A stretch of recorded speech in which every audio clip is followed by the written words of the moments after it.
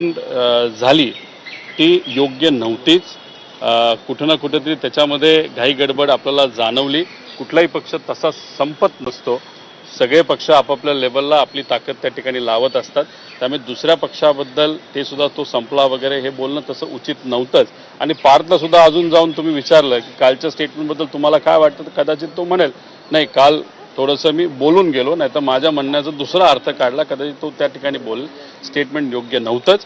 तरी सुद्धा काकींच्या म्हणजे अजित काकांच्या पक्षाकडनं कुणी ना कुणीतरी काँग्रेस बरोबर बोलेल अशी अपेक्षा आम्ही त्या ठिकाणी करतो। पण काँग्रेसने आता एक ट्विट केलेलं आहे, त्याच्यामध्ये त्यांनी खूप क्लिअरली असं म्हटलेलं आहे की वडिलांचा संशयास्पद अपघाती मृत्यू झाल्यानंतरही काँग्रेसच्या राज्यामध्ये एफआयआर झाला, कृतज्ञता ही त्यांनी पण असं सुद्धा म्हटलेलं आहे की पार्थ पवार जे ते शांत राहिले राजकीय फायद्यासाठी।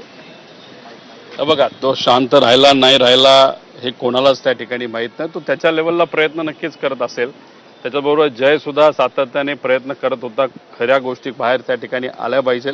आता सीबीआयकडे हा प्रस्ताव देण्यात यावा ही कदाचित संकल्पना काकींची आणि पारची असू शकते आणि जयची असू शकते। बाकी कोणाचं त्याच्यामध्ये काय कॉन्ट्रीब्युशन आहे हे आपल्याला सांगता येणार नाही। पण दुर्दैव असं की ते अजूनपर्यंत तो विषय सीबीआयकडे गेला नाही।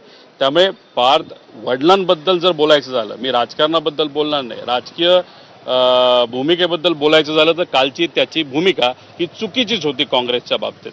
पण पार्थची स्वतःच्या वडिलांबद्दलची भूमिका, स्वतःच्या परिवाराची भूमिका ही कुठल्याही मुलाची वडिलांबद्दल जी भावना असते तशी 100% त्या ठिकाणी आहे। हे मात्र त्या ठिकाणी मी आत्मविश्वासाने सांगतो, कारण तो माझा भाऊ आहे। त्यामुळे वडील आणि मुलाबद्दल असं कोणी त्या ठिकाणी लिहिणं हे तसं काँग्रेससाठी पण योग्य नाही। पण काँग्रेसने नक्कीच महाराष्ट्रात न्याय दिला जात नव्हतं, दादांचा एफआयआर त्या ठिकाणी होत नव्हता।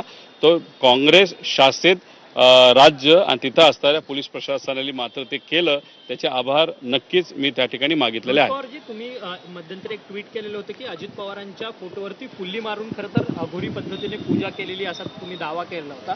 आता त्या दाव्याचंच पुढे कुठेतरी प्रकरण जाताना पाहायला मिळत आहे। अजित पवारांचा मृत्यू 28 जानेवारीला झाला।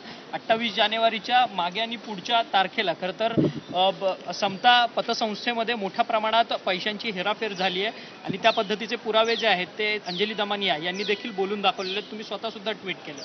नाही बघा, याच्यामध्ये हाच मुद्दा जास्त महत्त्वाचा आहे की महिन्याभरात ट्रान्झॅक्शन तिथं एका लेवलला असतात, पण दादांच्या अपघाताच्या एक दिवस आधी, अपघाताच्या दिवशी आणि दुसऱ्या दिवशी तिथे ट्रान्झॅक्शन मोठ्या प्रमाणात त्या ठिकाणी वाढतात। आता आम्ही काय म्हणतोय की याला कॉन्स्पिरसी 100% त्या ठिकाणी असू शकते। त्यामुळे जेव्हा आम्ही क्रिमिनल कॉन्स्पिरसी म्हणतो